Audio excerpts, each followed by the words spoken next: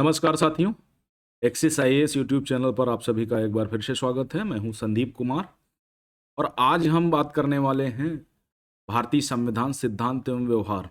इसके 9 चैप्टर हम कंप्लीट कर चुके हैं। आज लास्ट चैप्टर है भारतीय संविधान का दर्शन और ये टॉपिक आपके मेंस के लिहाज से काफ़ी इम्पोर्टेंट है। इवन प्रीलिम्स में भी कभी कभी चीज़ें इससे फंस जाती हैं और इंटरव्यू के लिहाज से भी ये चैप्टर काफ़ी ज़्यादा महत्वपूर्ण है। तो चलिए हम अपने चैप्टर को शुरू करते हैं। उसके पहले हम समझ लेते हैं कितने चैप्टर हम कंप्लीट कर चुके हैं। सबसे पहला हमने संविधान क्यों कैसे किया, भारतीय संविधान में अधिकार यानी फंडामेंटल राइट्स 12 से 35 तक। उसके अलावा इसी चैप्टर में हमने देखा था DPSP directive principle of state policy, ये देखा था हमने 36 से लेकर के 51 तक। चुनाव एवं प्रतिनिधित्व, इलेक्शन एंड रिप्रेजेंटेशन। उसके बाद शासन के 3 प्रमुख स्तंभ जिसमें कार्यपालिका, विधायिका और न्यायपालिका, इन तीनों की हमने सारगर्भित व्याख्या करी थी और समझा था कि ये कैसे काम करती हैं। उसके बाद संघवाद देखा था और एम लक्ष्मीकांत में भी नेक्स्ट चैप्टर हमारा संघवाद है, तो उसको भी इस चैप्टर को देखने के बाद अगर वो देखेंगे तो बहुत ज़्यादा समझ में आएगा। स्थानीय शासन, पीसीएस प्रारंभिक और मेंस परीक्षा में काफ़ी इंपॉर्टेंट सेगमेंट होता है। ये यूपीएससी के लिहाज से भी काफ़ी इंपॉर्टेंट है। 73वां और 74वां जो संविधान संशोधन अधिनियम है उसके बारे में है। संविधान एक जीवंत दस्तावेज, इस पर हमने चर्चा करी थी और ये टॉपिक आपके मेंस पेपर 2 और मेंस पेपर 4 के लिहाज से काफ़ी इंपॉर्टेंट है। पीसीएस में पॉलिटी सेकेंड पेपर और एथिक्स पेपर में भी इसका रिलेवेंस है। उसके बाद संविधान एक राजनीतिक दर्शन या संविधान का राजनीतिक दर्शन, ये जो टॉपिक है मेंस पेपर 2 और एथिक्स पेपर से आपको मिल जाएगा। इसमें काफ़ी सारी चीज़ें हैं जो एथिक्स के काम आएंगी, तो आज हम इसी का डिस्कशन करेंगे। और कुछ नहीं है, ये पूरे पॉलिटिकल सिस्टम का या भारतीय संविधान का जिस्ट है। इसको समझ लिया तो सारी चीज़ें बहुत आसान हो जाएंगी। तो चलिए शुरू करते हैं। क्या है, कहता है भारतीय संविधान का राजनीतिक दर्शन। सबसे पहले इस पुस्तक में अभी तक हमने संविधान के कुछ मुख्य प्रावधानों को अध्ययन किया, यानी 9 चैप्टर हम कंप्लीट कर चुके हैं। पिछली आधी सदी में इन प्रावधानों को कैसे काम किया, यानी लगभग 75 ईयर्स हमारे कॉन्स्टिट्यूशन को लागू हुए हो चुके हैं और 26 जनवरी 1950 को हमारा संविधान लागू हुआ था। ओके, तो लगभग 75 ईयर्स हो चुके हैं। अभी 26 नवंबर को हमने क्या किया, 75वां संविधान दिवस मनाया, क्योंकि 26 नवंबर 1949 को हमारा संविधान भारत देश के लिए आत्मसमर्पित किया गया था और बनकर के तैयार हुआ था। ओके, तो ये स्टोरी आप पिछली क्लासेज में पढ़ चुके हैं। तो आज हम नई स्टोरी पर बात करते हैं। संविधान के अंतर्निहित दर्शन को समझना क्यों जरूरी है, जो संविधान की मूलभूत विशेषताएं हैं जिसको हम बेसिक स्ट्रक्चर ऑफ कॉन्स्टिट्यूशन कहते हैं, वो कितना इंपॉर्टेंट है हमारी पॉलिटिकल सिस्टम के लिए, हमारी राज्य व्यवस्था के लिए। संविधान की आलोचनाएं किस आधार पर की गई है ना, क्या जो वर्तमान जरूरतें हैं क्या उस पर संविधान ठीक से काम नहीं कर रहा है, अगर नहीं कर रहा है तो और उसमें क्या क्या संशोधन किए जाने जरूरी हैं। जो आए दिन पॉलिटिकल व्यू में देखें, राहुल गांधी अदर जो विपक्षी पार्टियां हैं वो ये कहती हैं कि भाजपा संविधान खत्म कर देगी, तो इस बात में कितनी सच्चाई है, क्या वास्तविकता में संविधान खत्म किया जा सकता है अथवा नहीं। तो हमने इस बात को भी समझा कि संविधान कैसे बना। लेकिन क्या आपके मन में यह सवाल उठता है कि ब्रिटिश शासन से आज़ादी हासिल करने के बाद राष्ट्रीय स्वाधीनता आंदोलन के नेताओं ने संविधान को अंगीकार करने की जरूरत क्यों महसूस की? क्या ऐसे कारण थे, हमें संविधान जरूरत पड़ गई उसकी? क्या बिना संविधान के देश की शासन सत्ता नहीं चल सकती थी? उन्होंने खुद को और आने वाली पीढ़ियों को संविधान से बांधने का फैसला क्यों किया? क्यों एक बुक बना दी, बाइंडिंग कर दी है ना, और उसका जिस्ट बता दिया, और क्यों ऐसी कि जो आने वाली पीढ़ियां हैं वो बिना संविधान के नहीं चल पाएंगी, है ना। इस पुस्तक में आपका सामना संविधान सभा की बहसों से हुआ। बिल्कुल, यह पूछा जा सकता है कि संविधान के अध्ययन के सिलसिले में संविधान सभा की बहसों की गहरी समीक्षा करना या परीक्षा करना क्यों जरूरी है। ठीक है, तो इस तरह की सारी चीजें हमने कर ली है पहली वाली क्लासेस में। इस अध्याय में सबसे पहले इसी प्रश्न का उत्तर खोजा जाएगा कि बहसों की जरूरत क्यों पड़ी। दूसरे, यह प्रश्न पूछना भी जरूरी है, जो संविधान अपनाया गया वह कैसा है, इस संविधान के सहारे हम किन उद्देश्यों को पाना चाहते हैं, और इन उद्देश्यों के साथ कोई नीति बोध जुड़ा है, और अगर ऐसा है तो नीति बोध स्वयं में क्या है, हमारे संविधान के पीछे कौन सी नैतिक दृष्टि काम कर रही है। इसकी इन दृष्टियों के बावजूद भी उनकी एक मजबूती के साथ साथ उनकी कुछ सीमाएं हैं या कुछ कमजोरियां हैं, और इसी के अनुसार संविधान की सफलता और कमजोरियां क्या हैं, इन प्रश्नों का उत्तर खोजने के क्रम में हम अपने संविधान के दर्शन को जानने की कोशिश करेंगे। जो मूलभूत प्रश्न है, अंतर्निहित दर्शन को समझना क्यों जरूरी है, मूलभूत विशेषताएं, आलोचनाएं और संविधान की सीमाएं, इन्हीं टॉपिक यानी इन प्रश्नों के आसपास हम अपने टॉपिक को रखेंगे। तो चलिए स्टार्ट करते हैं। संविधान का दर्शन का आशय क्या है। अब जैसे सपोज करो, जैसे क्या सपोज करना है, संविधान का दर्शन। अब दर्शन का मतलब होता है जब आप परिवार बनाते हैं, आप शादी करते हैं, आप संबंधों में आते हैं, तो कुछ बेसिक सिद्धांत आपको बनाने पड़ते हैं कि ससुराल वालों से कैसे निपटना है, पत्नी से कैसे बात करनी है, अन्य रिश्तेदारों से कैसे डील करना है। तो उसी तरह संविधान ये सिर्फ कानूनों से नहीं बनता। कुछ लोग मानते हैं संविधान सिर्फ कानूनों से बनता है, और कानून एक बात है तथा मूल्य और नैतिकता बिल्कुल ही अलग बात है। क्या वास्तविकता में ऐसा है?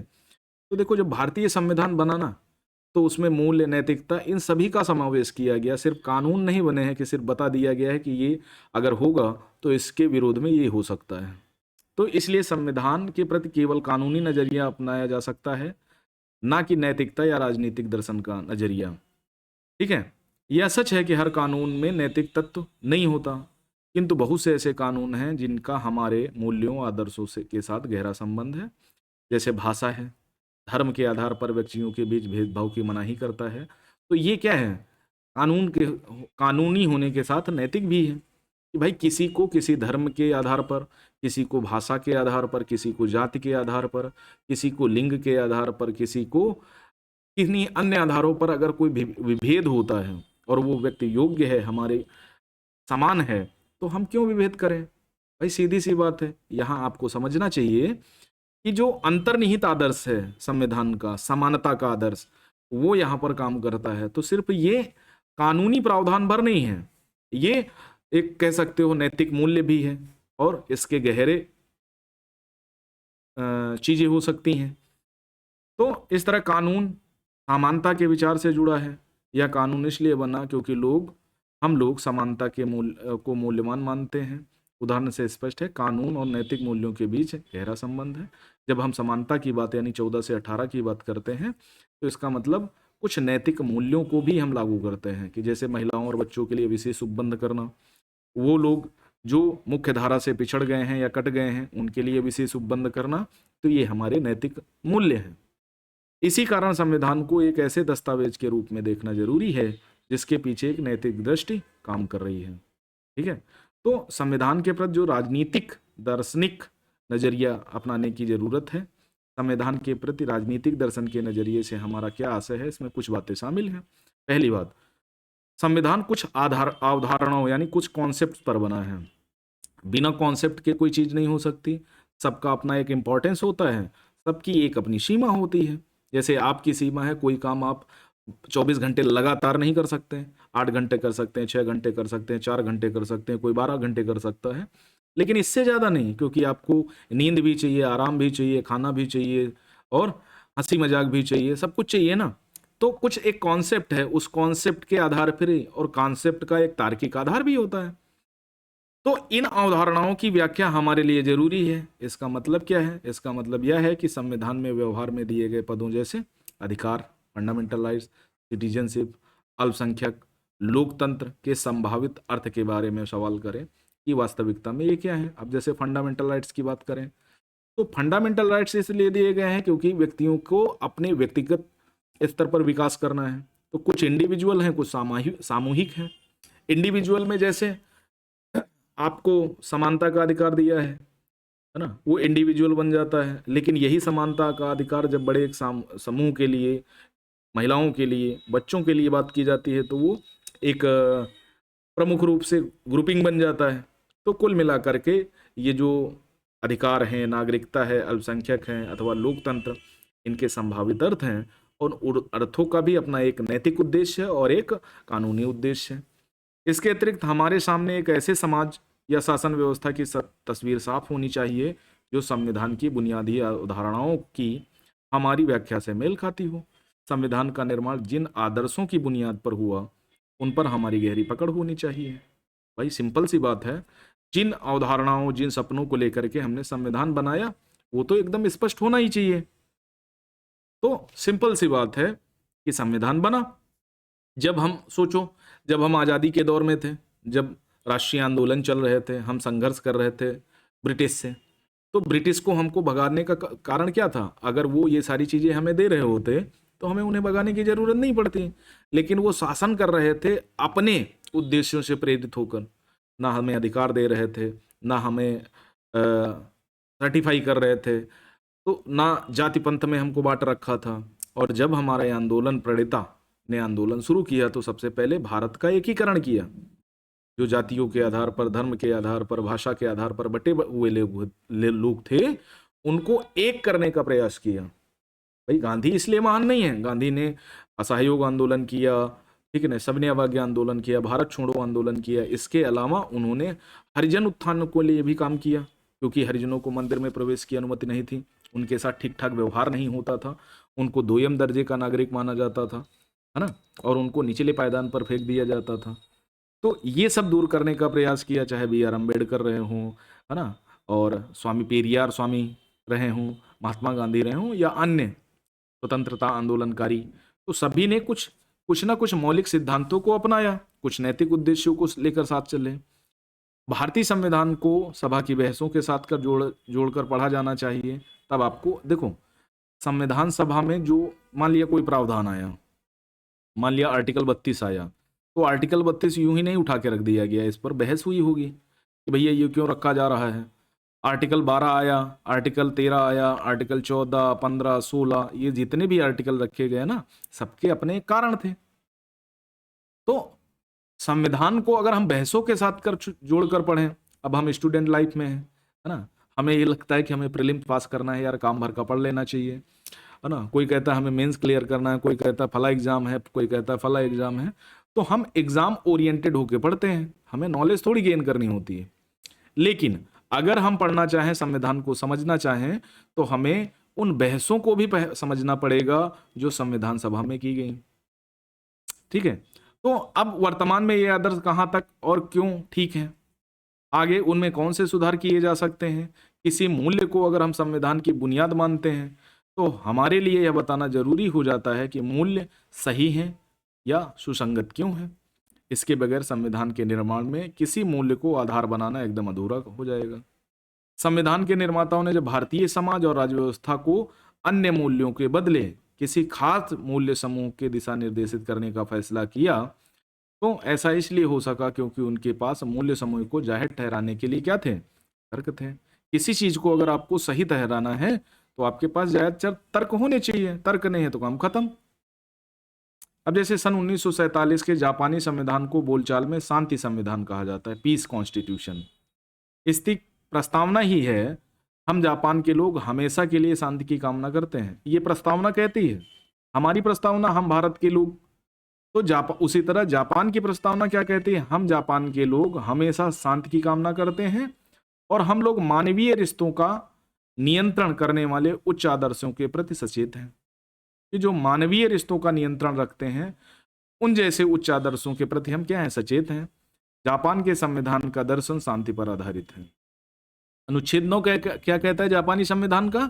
न्याय और सुसंगत व्यवस्था पर आधारित अंतर्राष्ट्रीय शांति की ईमानदारी से कामना करते हुए जापान के लोग राष्ट्र के संप्रभु अधिकार के रूप में प्रतिष्ठित युद्ध, अंतर्राष्ट्रीय विवादों को सुलझाने के लिए धमकी अथवा बल प्रयोग से सदा सर्वदा के लिए दूर रहेंगे। देखो कितनी बड़ी बात कही है कि मतलब कोई भी विवाद होगा, चाहे अंतर्राष्ट्रीय विवाद हो या कोई बगल के देश वाला कोई प्रतिष्ठित युद्ध हो या सीमा विवाद हो, हम सभी लोग क्या करेंगे? शांति के साथ बैठ करके, है ना, पूरी संप्रभुता के साथ इसको सुलझाने का प्रयास करेंगे, बिना कोई धमकी दिए, बिना कोई विवाद किए, बिना कोई युद्ध किए। ठीक है, तो उपर्युक्त अनुच्छेदों के लक्ष्यों को पूरा करने की बात ध्यान में रखते हुए जमीनी सेना, नौसेना, वायुसेना युद्ध के अन्य साजो सामान क्या नहीं रखेगी? ऐसा तो है नहीं कि भाई हमने शांति की बात करी तो हमने सारे अपने हथियार प्रणाली को नष्ट कर दिया, हमने थल सेना को भंग कर दिया, हमने वायुसेना को भंग कर दिया, हमने नौसेना को भंग कर दिया। ठीक है, तो इससे पता चलता है संविधान निर्माण के समय की परिस्थितियां किस तरह संविधान निर्माताओं की सोच में छाई रहती हैं। ओके, अब आगे दूसरी बात करते हैं।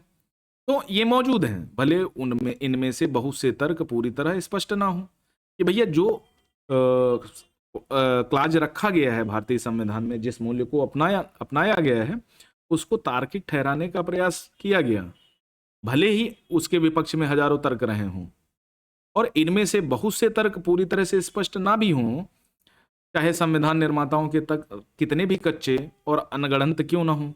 यह कल्पना मुश्किल है कि संविधान में अंतर्निहित मूल्यों को जायज ठहराने के लिए उनके पास तर्क नहीं थे। ठीक है, तो तर्क तो हमेशा होते हैं, बस कुछ तर्क सही होते हैं, कुछ कुतर्क बन जाते हैं। तो संविधान के अंतर्निहित नैतिक तत्वों को जानने, उनके दावों का मूल्यांकन करने के लिए संविधान के प्रति राजनीतिक दर्शन का नजरिया अपनाने की जरूरत है। ठीक है, अगर जानना चाहते हैं, समझना चाहते हैं तो ये है। ऐसा करना इस वजह से भी जरूरी है ताकि हम अपनी शासन व्यवस्था के बुनियादी मूल्यों की अलग अलग व्याख्याओं को एक कसौटी पर जांच सकें। तो मेल उद्देश्य तो हमारा उनकी व्याख्याओं को कसौटी पर कसना ही है, समझना है कि क्या हमारे भारत के लोगों के लिए जो बातें कही गई हैं वो स्पष्टतया सही हैं या वर्तमान परिस्थितियों में उनको बदलाव उनकी गुंजाइश है। ठीक है, और आज संविधान के बहुत से आदर्शों को चुनौती मिल रही है, जैसे संपत्ति के अधिकार को, डीपीएसपी फंडामेंटल राइट्स में जो कंफ्यूजन था, तो इनको चुनौती मिली तभी तो चीजें चेंज की गई। इन आदर्शों को संविधान में सूखे हुए फूलों की भांति सिर्फ रख भर नहीं दिया गया, बल्कि इन पर बार बार अदालतों में जिरह होती है। ये हमारे राजनीतिक जीवन का अभिन्न अंग है। जैसे विभिन्न हलकों में, राजनीतिक हलकों में विधायिका, राजनीतिक दल, मीडिया, स्कूल, विश्वविद्यालयों में विचार विमर्श होता है, बातें होती रहती हैं, बात चलती है और इन पर सवाल उठाए जाते हैं, और इन आदर्शों की व्याख्या अलग अलग ढंग से की जाती है। कभी कभी अल्पकालिक शुद्ध स्वार्थों के लिए इनके साथ चालबाजी भी की जाती है। इसी कारण से इस बात की परीक्षा की जरूरत पैदा हो जाती है कि संविधान के आदर्शों अन्य हलकों में जिन आदर्शों की अभिव्यक्ति के बीच कही हुई जो बातें हैं उनको कैसे समझा जाए। तो देखो जनरली क्या होता है, आप 1970 से 75 का दौर याद करें। ठीक है, तो संविधान में एक बहुत बड़ा चेंज हुआ, 42वां संविधान संशोधन 1976 में, और अपने क्षुद्र स्वार्थों की पूर्ति के लिए सबसे बड़ा संविधान संशोधन, इसको मिनी कॉन्स्टिट्यूशन ऑफ इंडिया कहा जाता है, क्षुद्र स्वार्थों की पूर्ति के लिए किया गया। लेकिन इसके पहले एक माइल्ड स्टोन जजमेंट आ गया था, केशवानंद भारती बनाम भारत संघ, जिसमें बेसिक स्ट्रक्चर ऑफ कॉन्स्टिट्यूशन का जिक्र कर दिया गया था कि एक संविधान का मूल ढांचा है। जैसे आप घर बनाते हो तो एक मूल ढांचा होता है ना, एक बेस होता है जिस पर बिल्डिंग तानी जाती है, जिस पर बिल्डिंग खड़ी की जाती है। अगर उस ढांचे को ही बर्बाद कर दोगे तो बिल्डिंग भड़बड़ा के नीचे आ जाएगी। तो उसी तरह 1973 में केशवानंद भारती बनाम भारत संघ मामले में कहा गया कि संविधान का एक बेसिक ढांचा है, संसद की शक्ति इस भारतीय संविधान में संशोधन कर सकती है, संविधान संशोधन लाके, लेकिन वो बेसिक ढांचे को समाप्त नहीं कर सकती। और कभी कभी क्षुद्र स्वार्थों की पूर्ति के लिए इनको काउंटर करने के लिए चीजें हो जाती हैं, लेकिन जब रियलाइज किया जाता है चीजों को तो चीजें बदल भी जाती हैं। तो कोई गंभीर खाई तो नहीं, कभी कभी विभिन्न संस्थाएं एक ही आदर्श की व्याख्या अलग अलग ढंग से करती हैं, है ना। संसद कुछ और बता रही है, न्यायपालिका कुछ और बता रही है, प्रशासनिक सिस्टम या लोग कुछ और बता रहे हैं। हमें इन व्याख्याओं की आपसे तुलना की जरूरत पड़ती है। संविधान के आदर्श अपने आप में परम न सही परंतु हैसियत के लिहाज से अत्यंत महत्वपूर्ण है।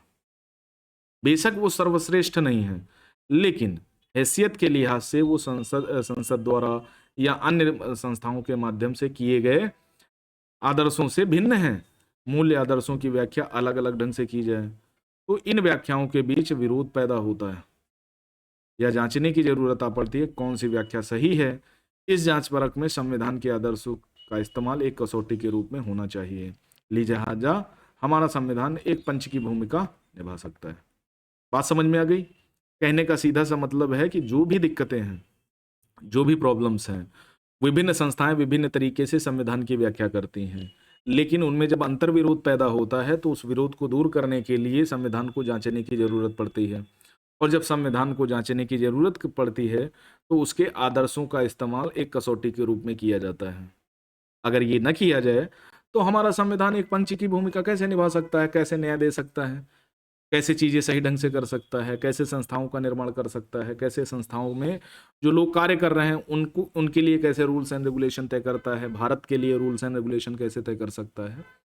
तो ये सारी चीजें हैं। तो जब भी कभी ऐसी व्याख्याओं में दिक्कत आती है तो सुप्रीम कोर्ट इसका बेड़ा उठाता है कि नहीं भैया, हम जो व्याख्या करेंगे वही सत्य होगी। और सुप्रीम कोर्ट तार्किक आधार पर संविधान के निहित उद्देश्यों के आधार पर उसकी व्याख्या कर देता है और काम आसान हो जाता है। जो अंतर्विरोध होता है ना वो दूर हो जाता है ना। संविधान लोकतांत्रिक बदलाव का शासन साधन है। अब संविधान क्या है? अगर आपसे पूछा जाए तो कानूनों का एक संग्रह मात्र नहीं है, इसमें बहुत सारी चीजें हैं। तो इस अध्याय में हमने संविधान का अर्थ और अच्छे संविधान की जरूरत के बारे में पढ़ा है। इस पर व्यापक सहमति है। संविधान को अंगीकार करने का एक बड़ा कारण है सत्ता को निरंकुश होने से रोकना। तो लोकतांत्रिक बदलाव का शासन तभी भाई, पहले क्या हुआ, सत्ता निरंकुश रही होगी, और जब निरंकुश हुई तो लोगों ने आप क्या किया, इकट्ठा हुए और लड़ाई लड़ी निरंकुश सत्ता के खिलाफ। और जब लड़ाई लड़के छुट्टी पाए, जीत गए, तो उन्होंने क्या किया, कुछ लोगों ने मिलकर के एक संविधान का निर्माण कर दिया, जिसको हम लोकतंत्र की राह में सबसे बड़ा माइलस्टोन कह सकते हैं। कि लोकतंत्र के लिए बहुत जरूरी था। आधुनिक राज्य अति की हद तक ताकतवर है, बहुत ज्यादा ताकतवर है, स्थल सेना, वायुसेना, है ना, विभिन्न प्रकार के हथियार जो पूरी पृथ्वी को एक साथ में खत्म कर दें। बल प्रयोग, दंड शक्ति पर राज्य का एकाधिकार माना जाता है। यदि ऐसे राज्य की संस्थाएं गलत हाथों में पड़ जाएं, है ना, कोई तानाशाही प्रवृत्ति का आ जाए, कोई हिटलर बन जाए, कोई मुसोलिन बन जाए, तो क्या ये सही होगा? क्या हम चीजें बदल नहीं पाएंगे? तो एक झटके में सब कुछ छीन लेगा, क्योंकि संसद के पास सब कुछ है, सरकारों के पास तो उनके हाथ में सब कुछ है। लेकिन भले इन संस्थाओं का निर्माण हमारी सुरक्षा भलाई के लिए किया गया था, परंतु ये बड़ी आसानी से हमारे विरुद्ध काम कर सकती हैं, हमारे फंडामेंटल राइट्स को कुचल सकती हैं जो 12 से 35 तक दिए गए हैं। यानी 6 अधिकार, 14 से 18, 19 से 22, 23 24, 25 से 28, 29 30, जो भी आर्टिकल 32, ये जितने भी अधिकार हैं इनको कुचल सकती हैं अगर इन पर लगाम न लगाई गई। तो राज्य की शक्ति का दुनिया भर का अनुभव बताता है कि अधिकांश राज्य कुछ व्यक्ति या समूहों के हित को नुकसान पहुंचाने की दिशा में काम करना चाहते हैं। अगर ऐसा है तो हमें सत्ता के खेल के नियमों को इस तरह बनाना चाहिए कि राज्य की इस प्रवृत्ति पर अंकुश लगे। क्यों भाई किसी को बेवजह नुकसान उठाना पड़े? सभी को समान अवसर मिले, सभी को समान चीजें मिले, सभी को समान संसाधन अलाट हो, और सभी के लिए समानता का सिद्धांत लागू होना चाहिए। क्यों किसी के साथ अन्याय हो? संविधान के बुनियादी नियम प्रदान करते हैं, संविधान ये बुनियादी नियम प्रदान करता है और राज्य को निरंकुश बनने से रोकता है। हर 5 वर्ष में इलेक्शन होगा, ठीक है, और कार्यपालिका को न्यायपालिका के प्रति विधायिका के प्रति जवाबदेह होना पड़ेगा। विधायिका भी अतिरेक नहीं है, वो भी कार्यपालिका का नियंत्रण स्वीकार करती है। तो इस तरह से प्रेस है, मीडिया है, जो सरकार की आलोचना करती है जब सरकार गलती करने लगती है, तो ये क्या है, ये संविधान की ही तो देन है जो राज्य को निरंकुश होने से रोक रहा है। नहीं, आप बांग्लादेश देख लो, आप पाकिस्तान देख लो, आप अफगानिस्तान देख लो, यहां पर क्या हुआ? यहां तो यही हुआ ना कि कुछ लोगों को अपने सामूहिक हितों को पूरा करने के लिए या कुछ लोगों को अपने निजी उद्देश्यों को पूरा करने के लिए क्या किया, उन्होंने अंकुश लगा दिया संविधान पे, संविधान बदल डाला, खत्म कर दिया, है ना। और अगर वहां पर हमारी तरह शासन सत्ता होती, हमारी तरह एक दूसरे से चीजें रिलेट कर रही होती, तो ये सारी चीजें नहीं हो पाती थी, हो पाती नहीं हो पाती। संविधान हमें गहरे सामाजिक बदलाव के लिए शांतिपूर्ण लोकतांत्रिक साधन भी प्रदान करता है। इन सबके अतिरिक्त औपनिवेशिक दास्ता में रहे लोगों के लिए संविधान राजनीतिक आत्मनिर्णय का उद्घोष है, और इसका पहला वास्तविक अनुभव भी जवाहरलाल नेहरू ने इन दोनों बातों को, Jawaharlal Nehru first prime minister of India, अच्छी तरह समझते थे इन बातों को। उनका कहना था संविधान सभा की मांग पूर्ण आत्मनिर्णय की सामूहिक मार्ग का प्रतिरूप है, कि हम सामूहिक रूप से अपने निर्णय कर सकते हैं। हम संप्रभु देश बनना चाहते हैं, हमें स्वतंत्र कर देना चाहिए, और उसी के लिए हम लड़ाई लड़ रहे हैं। स्वराज हमारा जन्मसिद्ध अधिकार है, इस टाइप के नारे। क्योंकि सिर्फ भारतीय जनता के चुने हुए प्रतिनिधियों से बनी संविधान सभा को ही बगैर बाहरी हस्तक्षेप के भारतीय संविधान बनाने का अधिकार है। ये डिमांड तो 1930 में ही चलने लगी थी, है ना। और जब संविधान सभा की मांग सर्वप्रथम मानवेंद्र नाथ नायक ने करी थी, है ना, औपचारिक रूप से, आधिकारिक रूप से 1935 में कांग्रेस ने संविधान सभा की मांग कर डाली कि नहीं, संविधान सभा जो होगी भारत की, वो भारत के लोगों द्वारा चुने गए प्रतिनिधियों से बनेगी और पूर्ण रूप से संप्रभु निकाय होगी, यानी सारे निर्णय लेने के लिए स्वतंत्र होगी। उसे किसी देश का, किसी बाहरी ताकत का कोई भी अधिकार नहीं होगा। आगे बात समझ में? तो इसी आधार पर हमारा संविधान बनके तैयार हुआ था। दूसरा, नेहरू की दलील थी कि संविधान सभा सिर्फ जनप्रतिनिधियों या योग्य वकीलों का जमवाड़ा भर नहीं है। बहुत सारे लोग कहते हैं ना कि संविधान वकीलों का स्वर्ग कहा जाता है। संविधान सभा में जितने भी थे सब वकील थे और सब ने अपने अपने हिसाब से सब चीजें रख ली।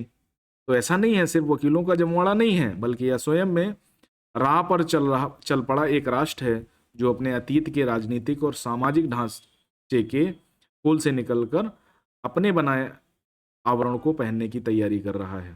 ठीक है, कि जो अभी तक औपनिवेशिक काल में हमने इस कपड़े पहने थे उनको हम हटा रहे हैं और हम अपने बनाए हुए कपड़ों को पहनेंगे। भारतीय संविधान का निर्माण परंपरागत सामाजिक ऊंच नीच के बंधनों को तोड़ने, स्वतंत्रता, समानता, न्याय के नए युगों को प्रवेश करने के लिए तैयार हुआ। और ये सारी बातें जब उद्देश्य प्रस्ताव प्रस्तुत किया था पंडित जवाहरलाल नेहरू ने 13 दिसंबर 1946 को और 22 जनवरी 1947 को ये उद्देश्य प्रस्ताव को स्वीकार कर लिया गया और यही उद्देश्य प्रस्ताव भारतीय संविधान की प्रस्तावना बनता है। ठीक है, यही भारतीय संविधान की प्रस्तावना बनता है और इसी में जो सबसे बड़े निहित आदर्श हैं इसी में रखे गए हैं। इस नजरिए में संवैधानिक लोकतंत्र के सिद्धांत को पूरी तरह से बदल कर रख देने की क्षमता है। इस नजरिए के अनुसार संविधान की मौजूदगी सत्तासीन लोगों की शक्ति पर अंकुश ही नहीं लगाती, बल्कि जो लोग अपने परंपरागत तौर पर सत्ता से दूर रहे हैं उनका सशक्तिकरण भी करती है। कि जिन लोगों के पास सत्ता नहीं है, कमजोर हैं, गरीब तबके के लोग हैं, महिलाएं हैं, बच्चे हैं, बुजुर्ग हैं, है ना, अल्पसंख्यक लोग हैं, या फिर कह सकते हो दिव्यांग व्यक्ति हैं, तो उनका भी सशक्तिकरण करने के लिए संविधान प्रावधान करता है। उनको भी बेहतर जीवन देने के लिए, बेहतर चीजें उपलब्ध कराने के लिए संविधान बताता है सारी चीजें। लोक कल्याणकारी राज्य की परिकल्पना भी करता है। संविधान कमजोर लोगों को उनका वाजिब हक सामुदायिक रूप से हासिल करने की ताकत देता है। अब संविधान सभा की ओर मुड़कर क्यों देखें? भाई पीछे मुड़ के देखोगे तभी चीजें समझ में आएंगी। अतीत क्यों बांध कर रखे हम? कानून और राजनीतिक विचारों के इतिहासकार के लिए यह बात ठीक हो सकती है कि वह पीछे मुड़कर देखें कि कानूनी और राजनीतिक विचारों का आधार कहाँ छुपा है, किंतु राजनीति के विद्यार्थी के लिए संविधान निर्माताओं के सरोकार और मंशा को जानना क्यों जरूरी है? भाई जानोगे तभी तो मानोगे। इतिहास हम क्यों पढ़ते हैं? इतिहास सिर्फ कुछ शासकों का, कुछ युद्धों का संग्रह थोड़ी है। भाई अपने इतिहास को जानोगे तो इतिहास में जो गलतियां हुई आगे आने वाले समय में नहीं करोगे, इसीलिए तो हमें इतिहास को पढ़ना पड़ता है।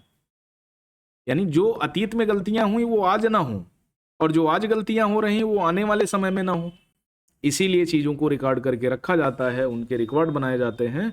तो संविधान निर्माताओं के सरोकारों और मंशा को जानना राजनीतिक शास्त्र के विद्यार्थियों के लिए और देश के हर नागरिक को जानना चाहिए, जरूरी है। क्यों नहीं बदली हुई स्थितियों पर गौर किया जाए, इस बात की नई परिभाषा बनाई जाए कि संविधान किन किन बातों में सही और गलत फैसला दे सकता है। लेकिन अगर हम अमेरिका का एग्जाम्पल लें तो 18वीं सदी के उत्तरार्ध में लिखा गया था ये 1769। तो उस युग के मूल्य मानक का इस्तेमाल 21वीं सदी में करना बहुत बेतुका कहा जाएगा। बहरहाल हिंदुस्तान की स्थिति अलग है। संविधान निर्माताओं के समय जो स्थिति थी और हम लोग आज जिस इन स्थितियों में रहते हैं उनमें क्रांतिकारी बदलाव नहीं आया है। मूल्यों, आदर्शों, अवधारणाओं के लिहाज से हम लोग संविधान सभा की सोच समय से अलग नहीं हो पाए हैं। हमारे संविधान का इतिहास हमारे वर्तमान का भी इतिहास है। यानी इतना समय बीत जाने के बावजूद भी हम चीजें उस स्तर पर अभी नहीं कर पाए हैं कि हम उनसे आगे निकल जाएं। हो सकता है कि हमारे कानूनी राजनीतिक व्यवहार बर्ताव के पीछे जो असली बात है उसे भुला दिया गया हो सकता है कि जो कानूनी और राजनीतिक व्यवहार बर्ताव हैं हमारे, उनको भुला दिया हो गया होगा। लेकिन कालक्रम में हमने उन्हें स्वाभाविक मान लिया हो। हमारे बहुत से कानूनी राजनीतिक व्यवहारों के पीछे असली बात यह है कि वह पृष्ठभूमि में चली गई हो या हमारी चेतना के पर्दे से उतर गई हो। कहने का मतलब है जो भी बातें हैं या हम भूली बिसरी बातें हो गई हों, हमारे रुझान से निकल गई हों या हमारे व्यवहारों में न दिखाई देती हों, है ना, और व्यवहार बर्ताव की, और भले ही वही बातें हमारे व्यवहार बर्ताव में बुनियादी की रूप से स्वीकार कर ली गई हों, सब कुछ ठीक ठाक चलता रहे और जब तक भूले रहना हानिकारक नहीं होता तब तक चलता रहता है। लेकिन जब संवैधानिक व्यवहार बर्ताव की चुनौती मिले, खतरा मंडराए, उपेक्षा हो, तब इन पर अपनी पकड़ बनाए रखना जरूरी हो जाता है। जब तक बिना संविधान के चल रहे हैं ठीक है, और लेकिन जब हमें लगा कि नहीं संविधान को पकड़ कर ही चलना है तभी हमारे अधिकारों को जगह मिल सकती है, तो पढ़ जरूरी हो जाता है। ओके, उसके बाद हमारे संविधान का राजनीतिक दर्शन क्या है? मूल प्रश्न यही आ गया है, राजनीतिक दर्शन या बेसिक स्ट्रक्चर ऑफ कॉन्स्टिट्यूशन। इसको समझ लेते हैं। इस दर्शन को एक शब्द में बताना कठिन है, बिल्कुल सही बात है। हमारा संविधान किसी एक शीर्षक में अटकने से इनकार करता है, क्योंकि वह उदारवादी, लोकतांत्रिक, धर्मनिरपेक्ष, संघवादी, सामुदायिक जीवन मूल्यों का हामी, धार्मिक और भाषाई अल्पसंख्यकों के साथ साथ ऐतिहासिक रूप से अधिकार, वंचित वर्गों की जरूरत के प्रति संवेदनात्मक तथा सर्वसामान्य राष्ट्रीय पहचान बताने को प्रतिबद्ध संविधान है। इतनी सारी विशेषताएं हैं हमारी, ठीक है। संक्षेप में यह संविधान स्वतंत्रता, समानता, लोकतंत्र, सामाजिक न्याय का एक न एक किस की राष्ट्रीय एकता के लिए प्रतिबद्ध है, ठीक है। यानी यूनिटी बनाना है इसको, राष्ट्रीय एकता, अखंडता को सुनिश्चित करना है, ठीक है। और संविधान इस बात पर भी जोर देता है कि उसके दर्शन पर शांतिपूर्ण लोकतांत्रिक तरीके से अमल किया जाए, और जो चीजें दी गई हैं, जो सिद्धांत दिए गए हैं, जो तार्किक प्रतिबद्धताएं जाहिर की गई हैं, उनको पूरा करने का प्रयास करना चाहिए। अब ये क्रिकेट का मैदान है, देख लो, ठीक है। अब अंपायर लोकतंत्र है और हर व्यक्ति क्या है, दौड़ रहा है, कोई गेंद को मार रहा है, कोई बॉलिंग कर रहा है, कोई फील्डिंग कर रहा है। अंपायर डिसाइड करेगा क्या सही है क्या गलत। तो हमारी संविधान सभा में अध्यक्ष थे, अन्य लोग थे, तार्किक बहसें करते थे, अध्यक्ष फाइनल करता था। लेकिन हमारी संविधान सभा की एक सबसे बड़ी विशेषताओं में से एक थी कि विभिन्न मुद्दों पर, यानी ज्यादातर मुद्दों पर हमने सहमति व्यक्त करने का प्रयास किया। अब व्यक्ति की स्वतंत्रता की बात करें, क्या ये स्वतंत्रता 1947 से पहले हमें प्राप्त थी, या हमें प्राचीन भारत में या मध्यकालीन भारत में इस तरह की हमारे पास स्वतंत्रताएं थी? नहीं थी।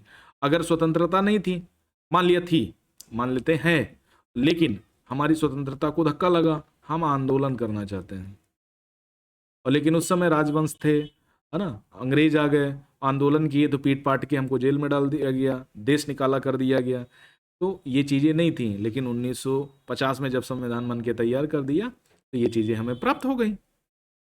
तो यह व्यक्ति की स्वतंत्रता के लिए प्रतिबद्ध है। यह प्रतिबद्धता किसी चमत्कार के रूप में मेज के इर्द गिर्द चुपचाप बैठकर चिंतन मनन करने से नहीं आई। इसके लिए हमने बड़ा लंबा संघर्ष किया। निरंतर चली बौद्धिक और राजनीतिक गतिविधियों का यह परिणाम है। 19वीं सदी की शुरुआत के समय ही राम मोहन राय ने प्रेस की आजादी की काट छांट का विरोध किया था, और चार्ल्स मैकटाफ भारतीय प्रेस का मुक्तिदाता कहा जाता है, और ये गवर्नर जनरल मात्र 1 से 2 साल तक ही सत्ता में रहा, बाकी बाहर कर दिया गया। और उसके पहले वारेन हेस्टिंग्स सुन लो, है ना, और प्रेस में जो प्रतिबंध लगाए गए थे उनको अगर सुने तो समझ में आएगा कि स्वतंत्रता एक दिन में नहीं मिली, इसके लिए बड़ा संघर्ष करना पड़ा। अंग्रेजी सरकार प्रेस की आज़ादी पर प्रतिबंध लगा रही थी, वो अपनी बुराई सुन नहीं सकती थी। राम मोहन राय का तर्क था, जो राज्य व्यक्ति की जरूरतों का ख्याल रखता है उसे चाहिए कि वह व्यक्ति को उनकी जरूरतों की अभिव्यक्ति का साधन प्रदान करे। कि ठीक है भैया, आप चाहते हो कि नहीं हमको वोट करने का अधिकार मिले, हमको वोट डालने नहीं दिया गया, हमको रोक दिया गया, तो हम ये बात अपनी कैसे करें? तो हमको अभिव्यक्ति की आज़ादी भी तो होनी चाहिए, आर्टिकल 19 भी तो हमें मिलना चाहिए कि हम अपनी बात को आपके सामने रख सकें। अगर हम अपनी बात को आपके सामने नहीं रख पा रहे हैं तो इसका सीधा सा मतलब है कि लोकतांत्रिक ढांचा नहीं है, संविधान ठीक से काम नहीं कर रहा है। तो वही राजा राम मोहन राय, भारतीय पुनर्जागरण के अग्रदूत, उन्होंने कहा कि जो राज्य व्यक्ति की जरूरतों का ख्याल रखता है, ठीक है, आपने बहुत अच्छे काम किए होंगे, लेकिन व्यक्ति को अपनी जरूरतों की अभिव्यक्ति का साधन भी तो प्रदान करो, तभी तो वो कह पाएगा कि नहीं मुझे ये जरूरत है। मान लिया आप एक पिता के 4 पुत्र हैं और पिताजी आपको बोले हैं कि नहीं हम आपकी पूरी मदद करेंगे, आपका सब कुछ करेंगे, आपका ख्याल रखेंगे, आपको शिक्षा दिलवाएंगे, आपको स्वस्थ रखेंगे, लेकिन बोलने का अधिकार बंद कर दिया कि तुम लोग आवाज़ नहीं करोगे, जैसा मैं कहूँगा वही होगा। और आप हैं बीमार, आपको चाहिए दवा, आपको चाहिए डॉक्टर, आपको चाहिए रेस्ट, लेकिन पिताजी से कह ही नहीं पा रहे हैं तो वो रेस्ट आपको कैसे देंगे? वो हवाबाजी में थोड़ी समझ जाएंगे। ठीक है, तो कोई भी सरकार हो, कोई भी शासन तंत्र हो, कोई भी सत्ता हो, वो आपको अगर अभिव्यक्ति का साधन प्रदान नहीं करती है तो वो लोकतांत्रिक व्यवस्था कही ही नहीं जा सकती है। कोई भी व्यवस्था हो, जब तक आपको बोलने की आजादी नहीं देगी, अपने आप को अभिव्यक्त करने की आजादी नहीं देगी, तो वो मान लो निरंकुशशाही, जाराशाही या तानाशाही प्रवृत्ति वाली सरकार है। ठीक है, इसलिए राज्य के लिए जरूरी है कि वह प्रकाशन की असीमित आजादी प्रदान करे। पूरे ब्रिटिश शासन के दौरान भारतीय प्रेस की आजादी की निरंतर मांग उठती रही। आश्चर्य नहीं, आज भी अभिव्यक्ति की स्वतंत्रता हमारे संविधान का अभिंग है, आर्टिकल 19। इस तरह मनमानी गिरफ्तारी के विरुद्ध हमें स्वतंत्रता प्रदान की गई है। आखिर कुख्यात रूलेट एक्ट कब आया था? 1919। बिना अपील बिना दलील वाला कानून, किसी को उठा करके किसी भी समय बिना कारण बताए उसको अरेस्ट कर लो। ठीक है, सभी को अपने गिरफ्तारी का कारण जानने का अधिकार होता है। तो भैया ऐसा कैसे? और इसका जब विरोध किया गया तो जलियांवाला बाग नरसंहार कर दिया गया। तो लगा कि नहीं भाई ऐसा ये सब गलत कर रहे हैं, हमें इनसे लोहा लेना ही पड़ेगा। तो इसके लिए क्या किया गया? राष्ट्रीय स्वतंत्रता संग्राम ने इसके विरुद्ध लोहा लिया। इसके अतिरिक्त अन्य व्यक्तिगत स्वतंत्रताएं जैसे अंतरात्मा का अधिकार उदारवादी विचारधारा का अभिन्न हिस्सा बन गया। इस आधार पर हम कह सकते हैं भारतीय संविधान का चरित्र मजबूत उदारवादी बुनियाद की प्रतिष्ठा पर टिका हुआ है। ठीक है, मजबूत उदारवादी बुनियाद पर प्रतिष्ठित है, टिका हुआ है। अगर उदारवाद की अवधारणा नहीं होती तो क्या ऐसा हो पाता? मौलिक अधिकारों से संबंधित अध्याय में हम देख चुके हैं भारतीय संविधान व्यक्ति की स्वतंत्रता को कितना महत्व देता है। इस बात को भी हम याद करें कि संविधान को अंगीकार करने के 40 वर्ष पहले भी भारतीय राष्ट्रीय कांग्रेस के प्रत्येक प्रस्ताव, योजना, विधेयक, रिपोर्ट में व्यक्ति की स्वतंत्रता की चर्चा की गई थी। याद करो नेहरू रिपोर्ट 1928 की, उसमें भी ये सारी स्वतंत्रताएं, समानताओं की बात की जा रही थी। और यूं ही लिखने भर के लिए नहीं लिखा जाता था, बल्कि इसे एक ऐसे मूल्य माना जाता था जिस पर समझौता नहीं किया जा सकता था। ठीक है, फिर उसके बाद सामाजिक न्याय, विभिन्न हितधारक हैं भारत में। तो भारतीय संविधान को उदारवादी कहा जाता है, तो इसका अर्थ यह भर नहीं है कि भारतीय यह संविधान यूरोपीय शास्त्रीय परंपराओं के अर्थ में उदारवादी है। ठीक है, कि यूरोप से इसको कॉपी नहीं किया है। राजनीतिक सिद्धांत की किताब में आप उदारवाद के बारे में समझेंगे, पढ़ेंगे उदारवाद क्या है, लेकिन शास्त्रीय जो क्लासिकल लिबरलिज्म है, सामाजिक न्याय, सामुदायिक जीवन मूल्यों को के ऊपर हमेशा व्यक्ति को तरजीह देता है, इंडिविजुअल। ठीक है, भारतीय संविधान का उदारवाद इससे 2 मायनों में अलग है। पहली बात, हमारा संविधान सामाजिक न्याय से जुड़ा है, खासकर अनुसूचित जाति, अनुसूचित जनजाति के लिए आरक्षण का प्रावधान इसका सर्वोत्तम उदाहरण है। महिलाओं और बच्चों के लिए विशेष उपबंध करता है। संविधान निर्माताओं का विश्वास था मात्र समानता का अधिकार दे देना इन वर्गों के साथ सदियों के साथ हो रहे व्यवहार को नहीं कम किया जा सकता। मतलब उनकी मुक्ति के लिए सिर्फ संविधान बना देना या अधिकार दे देना काफी नहीं है। किसके लिए? SC, ST, महिला, बच्चे, दिव्यांग, इनको बस समानता का अधिकार दे देना, आर्टिकल 14 दे देना काफी नहीं है। इन्होंने हजारों सदियों से वंचनाएं सही हैं और ये ऐसे समूह के रूप में वर्गीकृत हो चुके हैं जिनका अपना कोई अस्तित्व ही नहीं है। तो इनके लिए क्या करना पड़ेगा? हमें रिजर्वेशन देना पड़ेगा, इनको मताधिकार देना पड़ेगा, इनको राजनीतिक बराबरी देनी पड़ेगी, इनके लिए आर्थिक विकेंद्रीकरण करना पड़ेगा, इनको सामाजिक समानता देनी पड़ेगी। तो ये सारी चीजें करनी पड़ेंगी। अब KM पणिक्कर इन्होंने a defence of liberalism Bombay area Asia public house 1962 में कहा था। भारतीय उदारवाद की 2 धाराएं हैं। पहली धारा शुरुआत राजा राम मोहन राय से होती है। उन्होंने व्यक्ति के अधिकार पर जोर दिया। खासकर महिलाओं के अधिकार पर। दूसरी धारा में स्वामी विवेकानंद, केसी सेन, जस्टिस रोनाडे जैसे चिंतक शामिल हैं। इन चिंतकों ने पुरानी हिंदू या पुरातनी हिंदू धर्म के दायरे में सामाजिक न्याय का जज्बा जगाया। विवेकानंद के लिए हिंदू समाज की ऐसी पुनर्संरचना कर पाना उदारवादी सिद्धांतों के बगैर संभव ना होता। ठीक है, कि मैं हिंदू जगाने आया हूं, मैं हिंदू जगा के जाऊंगा, ये था। लेकिन एक उदारवाद की धारणा इंडिविजुअल थी कि व्यक्ति के अधिकारों पर जोर देती थी, खासकर महिलाओं के अधिकार पर। तभी तो विलियम बेंटिक के प्रयास, राजा राम मोहन के प्रयासों से, है ना, 1929 में 1829 में विलियम बेंटिक ने सती प्रथा का समापन किया। तभी तो कर पाया ना, उस समय राजा राम मोहन के प्रयासों से हुआ। 1830 में क्या हुआ, ठगी प्रथा का अंत कर दिया गया। तो ये सब तभी हो पाए। तो हजारों वर्षों से जो दास्ता, है ना, गुलामी का जीवन जी रहे थे, उनको अधिकार देना काफी नहीं है ना, अथवा इनके मताधिकार को वास्तविक अर्थ देने के लिए इतना भर काफी नहीं है। इन वर्गों के हितों को बढ़ावा देने के लिए विशेष संवैधानिक उपायों की जरूरत थी। इस कारण संविधान निर्माताओं ने एससी और एसटी के हितों की रक्षा के लिए बहुत से विशेष उपाय किए। इनको क्या किया, विधायिका में सीटों का आरक्षण दिया। संविधान के विशेष प्रावधानों के कारण ही सरकारी नौकरियों में इन वर्गों को रिजर्वेशन देना संभव हो पाता है। उसके बाद ओबीसी को रिजर्वेशन दे दिया गया। 2019 में ईडब्ल्यूएस तक विस्तारित कर दिया गया। महिला रिजर्वेशन तो चल ही रहा था, है? तो विविधता, अल्पसंख्यकों के अधिकारों का सम्मान। अब डाइवर्सिटी और जो माइनॉरिटी हैं उनके अधिकारों का सम्मान कैसे करना है, संविधान ये भी बताता है। आर्टिकल 29 और 30, आर्टिकल 25 से 28 डाइवर्सिटी की, यूनिटी की, या उसको यूनिट करने की कैसी बात करता है। संविधान का उदारवाद सामुदायिक जीवन मूल्यों का पक्षधर है। भारतीय संविधान समुदायों के बीच बराबरी के रिश्ते को बढ़ावा देता है। हमारे देश में ऐसा करना आसान नहीं था, क्योंकि समुदायों के बीच अक्सर बराबरी का रिश्ता नहीं होता था। समुदायों के बीच एक दूसरे के साथ अक्सर ऊंच नीच का व्यवहार किया जाता था, या ऊंच नीच का रिश्ता होता था।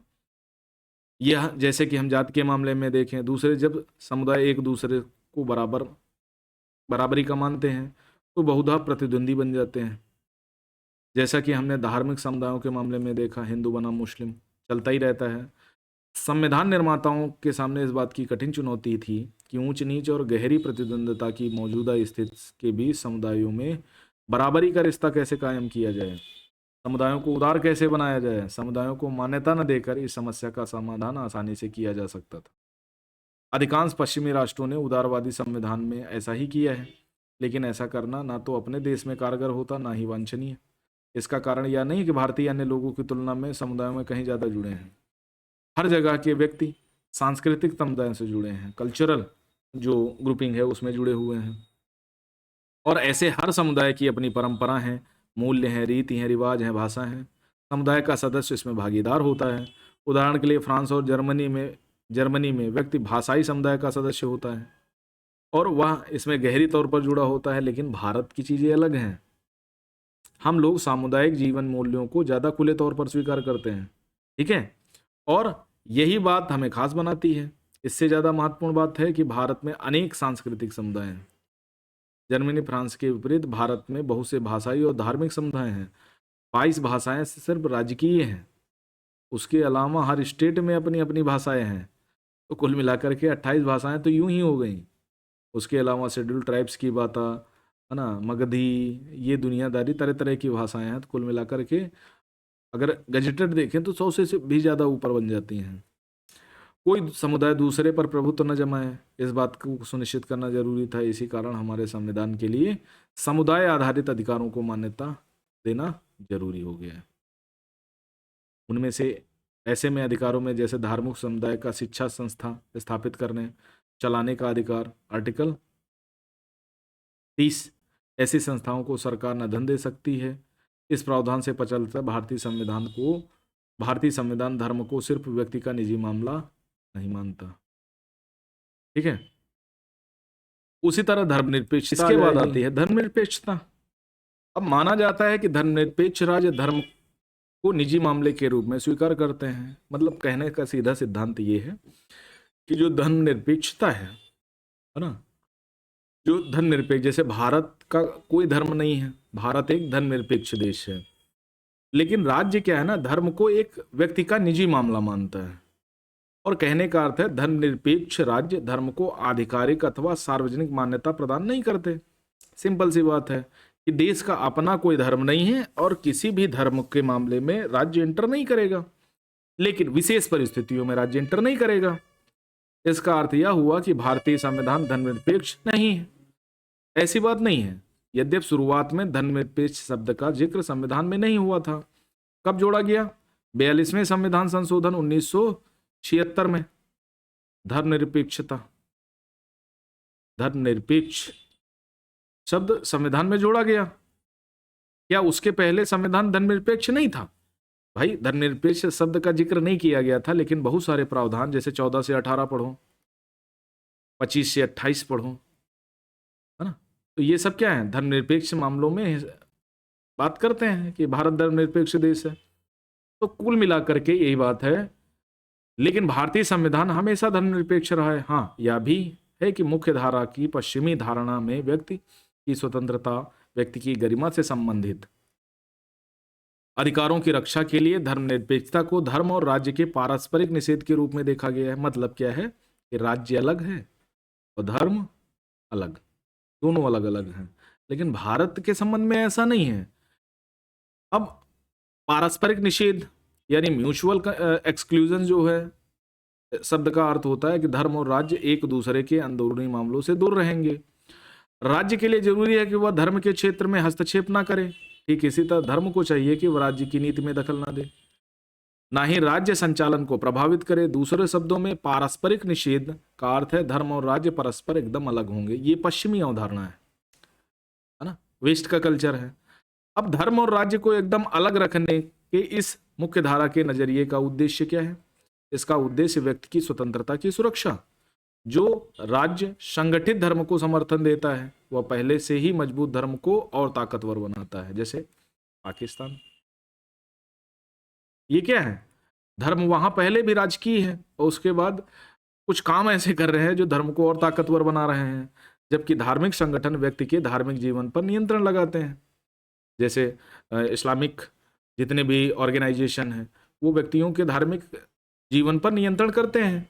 उसी तरह हिंदू धर्म में भी है, इस्लाम में भी है, अन्य धर्मों में भी है। जब वे यह तक बताने लगे कि व्यक्ति को ईश्वर से किस तरह जुड़ाव रखना चाहिए, कैसे पूजा करनी चाहिए, तो व्यक्ति के पास इस स्थिति में अपनी धार्मिक स्वतंत्रता की रक्षा के लिए राज्य से अपेक्षा रखने का विकल्प होना चाहिए। भारत के पास है। जब आपको कोई कहने लगे कि नहीं, जब तक आप इस तरह से पूजा नहीं करेंगे तब तक आपकी पूजा को मान्य नहीं होगा, और आपके धार्मिक व्यक्तिगत मामलों में कोई धार्मिक संगठन आपसे सवाल जवाब करने लगे तो आपको दिक्कत है, तो जो आपकी धार्मिक स्वतंत्रता है ना उसका हास होगा। और जब आपकी धार्मिक स्वतंत्रता का हास होगा तो आप चाहेंगे कि राज्य इंटरवीन करे।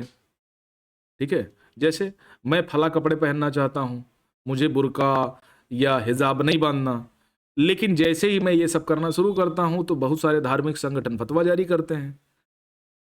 अब जब फतवा जारी करते हैं, भाई धर्म तो मेरा व्यक्तिगत मामला था, किसी संगठन को या किसी धार्मिक ठेकेदार को इससे क्या लेना देना था, लेकिन उसने ऐसा किया, तो अब मेरे पास विकल्प है। मेरी धार्मिक स्वतंत्रता की रक्षा के लिए मैं राज्य से अपेक्षा रखता हूं। बात सिंपल है। लेकिन राज्य ने स्वयं इन संगठनों से हाथ मिला लिया हो, वह क्या सहायता देगा? अगर राज्य ने स्वयं इन संगठनों से हाथ मिला लिया कि संगठन जो कहता है सही है ना, आपको धार्मिक मामलों में राज्य हस्तक्षेप नहीं करेगा, संगठन जो कहता है वही वास्तविकता है, तो ऐसा नहीं होना चाहिए। इसलिए व्यक्ति की धार्मिक स्वतंत्रता की रक्षा के लिए जरूरी है कि राज्य धार्मिक संगठनों की सहायता ना करे। लेकिन इसके साथ साथ यह भी जरूरी है कि राज्य जैसी ताकतवर संस्था धार्मिक संगठनों को यह ना बताने लगे कि उन्हें अपना काम कैसे करना चाहिए। अब ये भी नहीं कि राज्य हर मामले में इंटरवीन करे, ना तो धर्म राज्य के मामले में, ना तो राज्य धर्म के मामले में कोई इंटरवेंशन नहीं होना चाहिए जब तक विशेष परिस्थितियां न उपलब्ध हों। इससे भी धार्मिक स्वतंत्रता बाधित होती है। इसी कारण राज्य के लिए यह भी जरूरी है कि वह धार्मिक संगठनों को बाधा न पहुंचाए। संक्षेप में राज्य को चाहिए कि वह न धर्म को मदद करे, न ही धर्म उसे बाधा पहुंचाए। इसके बदले राज्य के लिए धर्म से एक सम्मानजनक दूरी बनाए रखना जरूरी है। ठीक है, एक ये हो कॉन्सेप्ट हो गया। ठीक इस तरह राज्य को चाहिए कि नागरिकों को अधिकार प्रदान करते हुए वह धर्म को आधार न बनाए। किसी को जाति, धर्म, लिंग इन आधारों से विभेद से प्रतिषेध है। राज्य ने क्लियर मेंशन कर रखा है, संविधान ने हमारा सीधा बताया है। पश्चिमी दुनिया में ईसाई धर्म कई शाखाओं में बढ़ गया, प्रत्येक शाखा का अपना चर्च था। इसी कारण ऐसा करना अनिवार्य हो गया। ये वेस्ट की फिलॉसफी है जो अभी हम देख रहे हैं। ठीक है, यदि राज्य की निष्ठा इनमें से किसी एक चर्च के साथ होती तो वह इस चर्च के सदस्यों को दूसरे के सदस्यों से ज्यादा तरजीह देता। ये संभावित असमानता से बचने के लिए धर्म और राज्य के बीच गठजोड़ को तोड़ना आवश्यक था। माना गया कि राज्य को व्यक्ति के अधिकारों की रक्षा करनी चाहिए, चाहे वह व्यक्ति किसी भी धर्म का हो। ये तो एकदम क्लियर तय बात है। लेकिन भारत में स्थितियां अलग थी। इन स्थितियों से उत्पन्न चुनौतियों से निपटने के लिए संविधान निर्माताओं ने धर्मनिरपेक्षता की वैकल्पिक अवधारणा का विकास किया।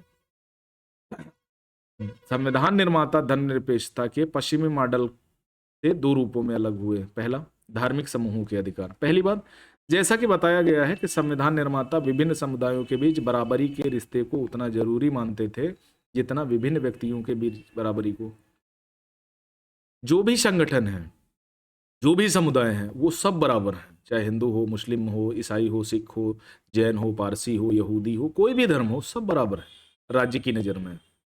ठीक है, जैसे व्यक्तियों के अधिकार बराबर हैं, जैसे व्यक्तियों के बीच समानता है ना, कोई किसी जाति से है, किसी जेंडर का हो, किसी जन्म स्थान का हो, सब बराबर हैं। तो उसी तरह विभिन्न धार्मिक समुदायों के बीच बराबरी है भारत के संबंध में। इसका कारण यह है कि किसी व्यक्ति की स्वतंत्रता, आत्मसम्मान का भाव सीधे सीधे उसके समुदाय की हैसियत पर निर्भर करता है।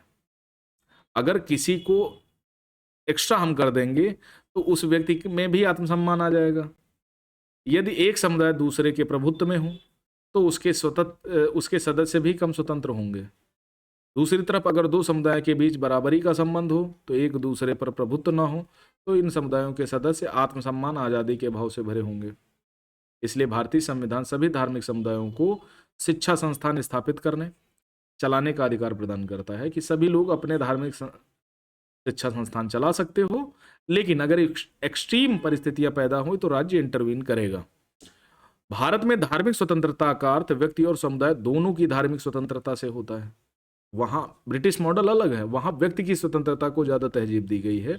समुदाय में बराबरी की बात ही नहीं संविधान वहां के करते हैं। ठीक है, राज्य का हस्तक्षेप करने का अधिकार अब विभिन्न मामलों में। दूसरी बात, धर्म और राज्य के अलगाव का अर्थ भारत में पारस्परिक निषेध नहीं है, यानी म्यूचुअल जो डिस्टरबेंस है, एग्जीक्यूशन है, वो नहीं है। ऐसा क्यों? ऐसा इसलिए धर्म से अनुमोदित रिवाज, मसलन छुआछूत, व्यक्ति को उसकी बुनियादी गरिमा और आत्मसम्मान से वंचित करते हैं। जैसे आर्टिकल 18 उसको निषेध करता है। तो भाई छुआछूत कहीं ना कहीं हिंदू धर्म से ही तो आई है, ब्राह्मण धर्म में ऐसा कहा गया है। तो धर्म से रिलेटेड जो मसलन रिवाज हैं, छुआछूत है और बहुत सारी कुरीतियां हैं, उनको दूर करने के लिए राज्य हस्तक्षेप करता है, वो चाहे जिस धर्म की हो। इन रिवाजों की पैठ इतनी गहरी और व्यापक थी कि राज्य को सक्रिय हस्तक्षेप के बिना इनके खात्मे की उम्मीद नहीं थी, इसलिए राज्य को आना पड़ा। राज्य को धर्म के अंदरूनी मामले में हस्तक्षेप करना ही पड़ा।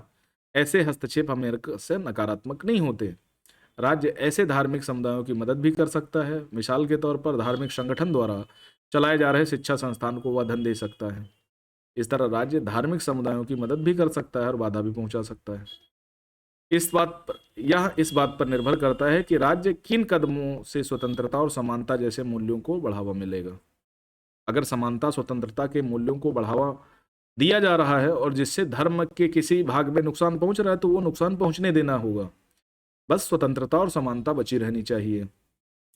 तो भारत में धर्म और राज्य के अलगाव का अर्थ पारस्परिक निषेध नहीं है, बल्कि राज्य की धर्म से सिद्धांतगत दूरी है। कि मतलब हाँ, ये राज्य है, ये धर्म है, और जब कभी जरूरत पड़ी तो राज्य धर्म के पास आ गया, धर्म राज्य के पास चला गया। ब्रिटिश वहाँ क्या है, यूरोपीय कॉन्टिनेंट में या पश्चिम मॉडल क्या है, ये हमेशा अलग रहेंगे, ये हमेशा अलग, और इनके बीच में कोई संबंध नहीं होगा कभी भी। ये एक सिद्धांत काम करता है।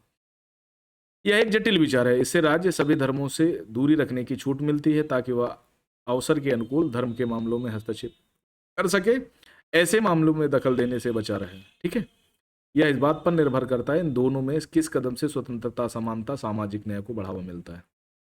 ठीक, अगर दूर रहने से सामाजिक न्याय, स्वतंत्रता, समानता बढ़ती है तो ठीक है, अगर पास आने से बढ़ती है तो उसको बढ़ाने का प्रयास किया जाएगा। अब 3 केंद्रीय विशेषताओं के बारे में हम पढ़ते हैं। पहली बात तो यह कि हमारे संविधान ने उदारवादी व्यक्तिवाद को एक शक्ल देकर उसे मजबूत किया है। ठीक है, यह एक महत्वपूर्ण उपलब्धि है क्योंकि यह सब एक ऐसे समाज में किया गया जहां सामुदायिक जीवन मूल्य व्यक्ति की स्वायत्तता को कोई महत्व नहीं देते अथवा शत्रुता का भाव रखते हैं। पहली बात तो ये कही गई है, सिंपल बात है। पहली बात तो ये है कि हमारे संविधान ने उदारवादी व्यक्तिवाद को एक शक्ल देकर उसे मजबूत किया है, जिसमें समानता है, स्वतंत्रता है, धर्मनिरपेक्षता है। ठीक है, बहुत सारे सामाजिक मूल्य हैं। यह एक महत्वपूर्ण उपलब्धि रही है हमारी, क्योंकि यह सब ऐसे समाज में किया गया जहां सामुदायिक जीवन मूल्य व्यक्ति की स्वायत्तता का कोई महत्व नहीं देते अथवा स्वतंत्रता का भाव रखते थे। अगर प्राचीन कालों में देखें तो समानता की बात कोई भी सामुदायिक जीवन नहीं करता था, कोई भी धर्म नहीं करता था। स्वतंत्रता की बात तो भूल ही जाओ, है ना। तो उनको हमने देने का प्रयास किया, पहली बात तो ये। दूसरा, हमने व्यक्तिगत स्वतंत्रता पर आंच लाए बगैर सामाजिक न्याय के सिद्धांत को स्वीकार कर लिया, पहली बात। दूसरी बात तो ये हो गई, तो पहली बात ये तार्किक हो गई। दूसरी बात क्या हो गई कि व्यक्तिगत स्वतंत्रता पर आंच भी नहीं आई और सामाजिक न्याय का सिद्धांत भी हमने स्वीकार कर लिया। ठीक है, और जाति आधारित सकारात्मक कार्य योजना, अफर्मेटिव एक्शन प्रोग्राम के प्रति संवैधानिक वचनबद्धता से प्रकट होता है कि भारत दूसरे राष्ट्रों की तुलना में कहीं आगे है। ठीक है, कि जहां जातियों में दिक्कत है, जहां पर क्लिष्ट चीजें हैं, जहां धर्म में क्लिष्ट चीजें हैं, उनको हमने सुधारने का प्रयास किया है। ठीक है, क्या कोई इस बात को भूल सकता है कि संयुक्त राज्य अमेरिका में सकारात्मक कार्य योजना सन 1964 में नागरिक अधिकार आंदोलन के बाद प्रारंभ हुई, जबकि भारतीय संविधान ने इसे लगभग 2 दशक पहले ही अपना लिया था। अब वहां पर क्या था, श्वेत अश्वेत में समाज 2 वर्गों में बटा था। अश्वेतों को वहां विशेष कोई भी अधिकार नहीं था। भारत ने कोई भी विरोध किए बगैर सभी जातियों को, सभी धार्मिक समुदायों को, सभी को समान अधिकार दे दिए। सभी को सार्वभौमिक वयस्क मताधिकार मिला। हमने कोई श्वेत अश्वेत नहीं किया। हम वहाँ रोजा पार्क्स ने 1964 में नागरिक अधिकार आंदोलन किया, तभी जाकर के अश्वेतों को अधिकार मिलना शुरू हुआ। और भारत जैसे ही आज़ाद हुआ उसने सभी नागरिकों को समान कर दिया। पहली बात तो ये है। सामाजिक, राजनीतिक और आर्थिक समानता की बात तो हमने सबसे पहले करी थी। ठीक, तीसरी बात, विभिन्न समुदायों के आपसी तनाव, झगड़े की पृष्ठभूमि में भी भारतीय संविधान ने सामूहिक अधिकार यानी ग्रुप राइट्स जैसे सांस्कृतिक विशिष्टता की अभिव्यक्ति का अधिकार प्रदान किया, आर्टिकल 30।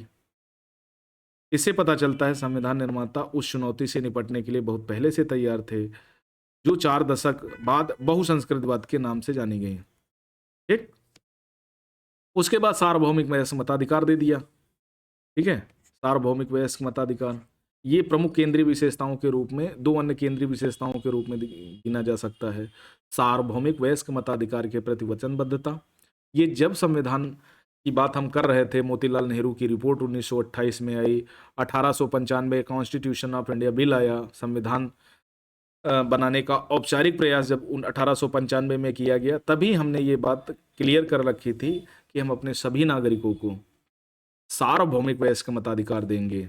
हालांकि जब संविधान बन के तैयार हुआ तो 21 वर्ष सार्वभौमिक वयस्क मताधिकार की आयु धरी गई, बाद में उसको घटा करके 18 वर्ष कर दिया गया। ओके, तो ये है।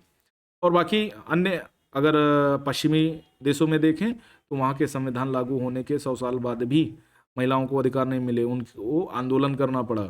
1964 का अमेरिका का नागरिक अधिकार आंदोलन आप बहुत अच्छे से याद होगा। तो बहुत सारे राष्ट्र थे जिन्होंने अपनी महिलाओं को, है ना भाई, पहले वोट का राइट संपत्ति के अधिकार पर मिलता था। फ्रांस की क्रांति आपको याद होगी ना, बाद में फिर आदमियों को मिल गया, महिलाओं को नहीं दिया गया। तो हमारे लोकतंत्र की जड़ इतनी स्थायी रूप से जम चुकी थी, ठीक है, कि हमने सभी को क्या दे दिया, सार्वभौमिक वयस्क मताधिकार दे दिया। ठीक,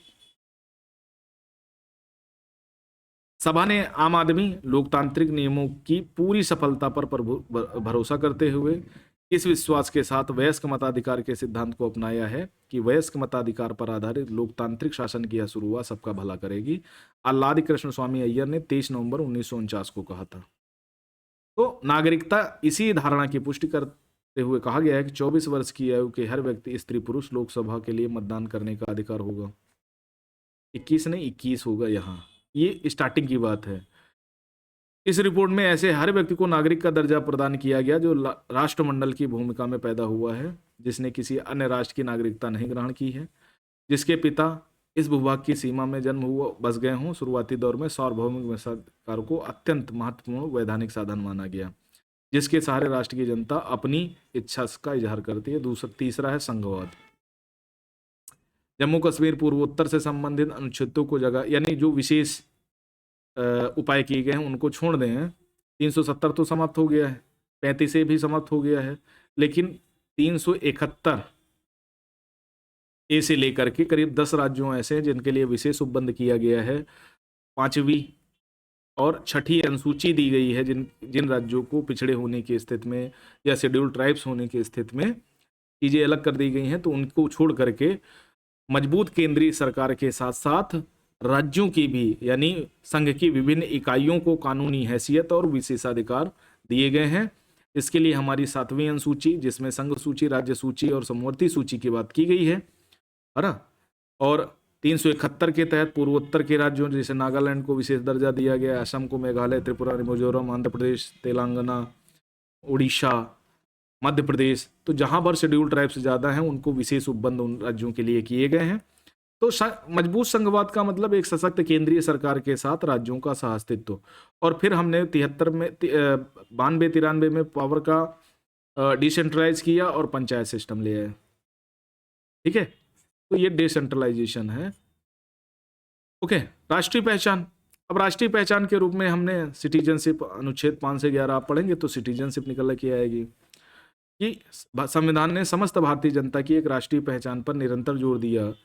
इस संबंध में हम कुछ बातों को गौर करें, जैसे भाषा या धर्म के आधार पर बनी अलग अलग पहचानों से कोई विरोध नहीं है। हमारा संविधान का कोई विरोध नहीं है। भारतीय संविधान में इन दो पहचानों के बीच संतुलन बनाने की कोशिश की गई है। फिर भी किन्हीं विशेष परिस्थितियों में राष्ट्रीय पहचान को वरीयता दी गई है। धर्म के आधार पर पृथक निर्वाचन मंडल बनाने के संबंध में हुई बहसों में स्पष्ट किया गया, भाई 1909 में अलग निर्वाचिका मुस्लिम के लिए की गई, 1919 के मॉन्टेग्यू चेम्सफोर्ड में सिख, और इसको और बढ़ा दिया गया। तो भारतीय संविधान निर्माताओं ने जब इसकी बात करी ना, तो सभी को क्या माना? इंडियन, सब भारतीय हैं और सभी को समान अधिकार हैं। कोई मुस्लिम, कोई धर्म, इसके आधार पर उसको वोट या चीज़ें नहीं दी जाएंगी। अगर ऐसा हुआ तो हमारी राष्ट्रीय एकता खतरे में पड़ जाएगी। ठीक है, तो उसको खतरा नहीं उत्पन्न करना है हमको। तो अब फिर प्रक्रियागत उपलब्धि क्या रहे? इन 5 केंद्रीय विशेषताओं को हमारे संविधान में आधारभूत महत्व की उपलब्धि कहा जा सकता है। इसके अतिरिक्त कुछ प्रक्रियागत हैं, जैसे अव्वल तो यह भारतीय संविधान का विश्वास राजनीतिक विचार विमर्श में है। मतलब बहस करो, लड़ाई झगड़े से बहस करो, तर्क वितर्क करो। इस बात को जानते हैं कि बहुत से समूहों और हितों की संविधान सभा में समुचित नुमाइंदगी न हो सकी, लेकिन सभा की बहसों से यह बात साफ हो गया कि संविधान निर्माताओं का नजरिया यथासंभव सबको शामिल करने का था। मतलब ऐसा नहीं था कि संविधान निर्माता किसी को छोड़ना चाहते थे, सभी को समान रूप से शामिल माना और संविधान में सबका हित सुनिश्चित करने का प्रयास किया, किसी को छोड़ा नहीं। ठीक है, आगे चलकर यह भूलना सबके हित में होगा कि इस देश में अल्पसंख्यक बहुसंख्यक जैसी कोई चीज़ है। भारत में सिर्फ एक समुदाय है, वो कौन है? इंडियन। ये पटेल का विचार था। दूसरा, सुलह समझौते का जज्बा, कि कोई भी दिक्कत हो सुलह समझौते के माध्यम से ही बातें रखी जाएंगी, लड़ाई झगड़ा नहीं होगा। ठीक है, और बाद में संविधान सभा में सुलह समझौते की कोई जगह ही नहीं रखी गई, नकार दिया गया। हर समझौता बुरा नहीं होता। यदि स्वार्थ के वशीभूत होकर किसी मूल्यवान चीज से सौदा कर लिया जाता है तो यह समझौता बुरा है, लेकिन किसी एक मूल्य के थोड़े से सौदे के बदले दूसरा मूल्य हासिल करना हो तो यह सौदा दो बराबरी लोगों के बीच खुली प्रक्रिया में होता है। ऐसे मतलब सिंपल सी बात है कि अगर आपको कोई कर रहा है कि नहीं ऐसा नहीं ऐसा कर लो, अगर वो स्वार्थ के वशीभूत होकर तो चीज़ें दिक्कत करेंगी, लेकिन जब समान उद्देश्य से प्रेरित होकर चीज़ों में अदला बदली करते हो तो चीज़ें ठीक हो जाती हैं। ठीक है, तो संविधान सभा इस बात पर अडिग थी किसी महत्वपूर्ण मुद्दे पर फैसला बहुमत की बजाय सर्वानुमत से लिया जाए, यानी सर्वसम्मत से लिया जाए, और संविधान सभा ने इस पर काफी काम किया। संविधान की आलोचनाएं, बहुत सारे लोग कहते हैं संविधान अस्त व्यस्त है, सबकी नुमाइंदगी नहीं हो सकी, भारतीय संविधान भारतीय परिस्थितियों के अनुकूल नहीं है। तो ये सब चीज़ें देखो मूर्खतापूर्ण बातें हैं, जबकि ज़्यादातर चीज़ों की नुमाइंदगी भारतीय जनता ने करी और संविधान निर्माताओं ने इस बात का ध्यान रखा। ठीक है, कि भारतीय संविधान विदेशी दस्तावेज है, अनुच्छेद पश्चिमी संविधानों की नकल है, भारतीय जनता के सांस्कृतिक भावबोध का इससे कोई मेल नहीं। संविधान सभा में बहुत से सदस्यों ने यह बात उठाई थी। इस दृष्टि में भारतीय संविधान अत्यंत भ्रामक है, लेकिन ये सारी चीज़ें कुछ भी नहीं है, है ना। यह आरोप कितना सही है? 1841 में यह बात जाहिर हो गई थी, भारत में तिरस्कृत अछूत कहलाने वाले दलित नए कानूनों का इस्तेमाल करने में जरा भी नहीं हिचकिचाएं।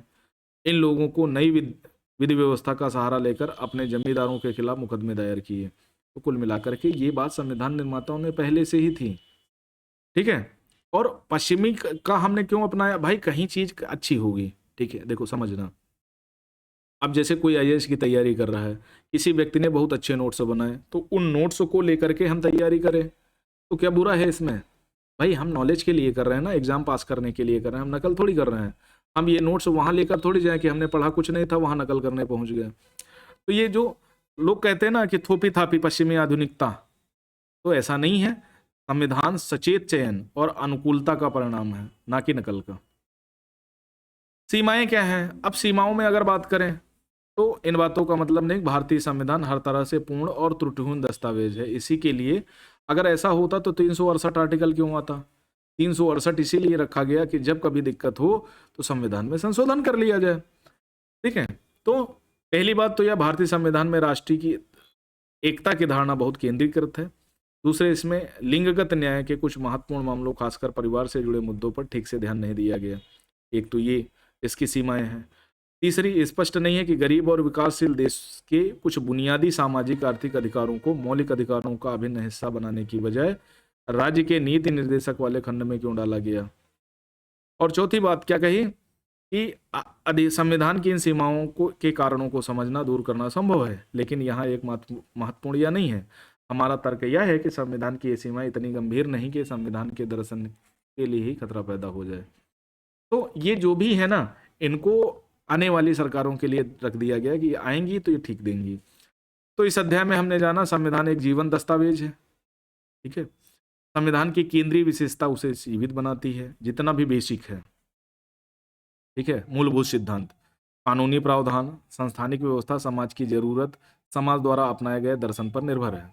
इस पुस्तक में हमने जिन संस्थानिक व्यवस्था का अध्ययन किया उनके मूल में है कि भविष्य के प्रति एक दृष्टि को सबकी सहमति हासिल है। यह दृष्टि ऐतिहासिक रूप से स्वतंत्रता संग्राम के दौरान उत्पन्न हुई। संविधान सभा ने इस दृष्टि का परिष्कार किया और उसे विधिक संस्थानिक रूप प्रदान किया, यानी संविधान का निर्माण किया। ओके, अगली बात अगर जाए तो बहुत से लोगों का कहना है कि इस दृष्टि अथवा संविधान के दर्शन का सर्वोत्तम सार संक्षेप संविधान की प्रस्तावना में है। तो बिल्कुल सही बात है। तो संविधान की प्रस्तावना को क्या आपने ध्यानपूर्वक पढ़ा? इसमें बहुत से उद्देश्यों का जिक्र तो है, साथ ही विनम्र दावेदारी का भी है। संविधान को महान व्यक्तियों के एक समूह ने नहीं प्रदान किया, इसकी रचना और अंगीकार हम भारत के लोग के द्वारा हुआ है। इस तरह जनता अपनी नीयत की नियंता है, यानी जनता अपनी नीयत स्वयं तय करती है, और लोकतंत्र एक साधन है जिसके सहारे लोग अपनी वर्तमान और भविष्य को आकार देते हैं। और लोकतंत्र कोई जादू की छड़ी थोड़ी है, बस एक साधन है, टूल है, जिसके सहारे लोग अपने वर्तमान और भविष्य को आकार देते हैं। प्रस्तावना में इस उद्देश्य उद्घोष के 75 वर्ष से ज्यादा हो चुके हैं। हम बहुत से मसलों पर लड़े हैं। हमने देखा अदालतों सरकारों के बीच अनेक व्याख्याओं पर असहमति है। केंद्र और प्रदेश सरकारों के बीच मत विभिन्न है। राजनीतिक दल संविधान की विविध व्याख्या के आधार पर पूरे जोर शोर से लड़ते हैं। अगले साल आप पढ़ेंगे हमारी राजनीति की बहुत सी समस्याएं और कमियां हैं। हम सब साथ रहना चाहते हैं, समता, स्वतंत्रता, बंधुत्व की भावना के आधार पर समृद्धि करना चाहते हैं। संविधान की दृष्टि दर्शन की इस साझेदारी संविधान को अमल में लाने का महत्वपूर्ण परिणाम है। 1950 संविधान का निर्माण एक महत्वपूर्ण उपलब्धि थी।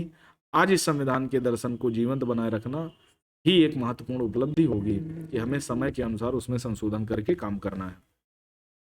अब कुछ मूल्य हैं, कुछ कानून दिए गए, इनका संबंध किसी मूल्य से, यदि हाँ तो अंतर्निहित मूल्य क्या है, कारण बताएं। पुत्र और पुत्री को दोनों को संपत्ति में हिस्सा, ये समानता के अधिकार के तहत है और 2005 में एक्ट आया था संपत्ति के अधिकार के संबंध में। देखो पुत्र और पुत्री, इसमें लिंग के आधार पर अगर विभेद करोगे तो चीजें अलग हो जाएंगी। तो जब भारत में समानता का सिद्धांत दिया गया है कि लिंग के आधार पर कोई विभेद नहीं होगा, तो पुत्र और पुत्री को दोनों को संपत्ति का अधिकार का हिस्सा मिलना चाहिए। अलग अलग उपभोक्ता वस्तुओं की बिक्री कर का सीमांकन अलग अलग होना चाहिए, बिल्कुल सही बात है। किसी भी सरकारी विद्यालय में धार्मिक शिक्षा नहीं दी जाएगी।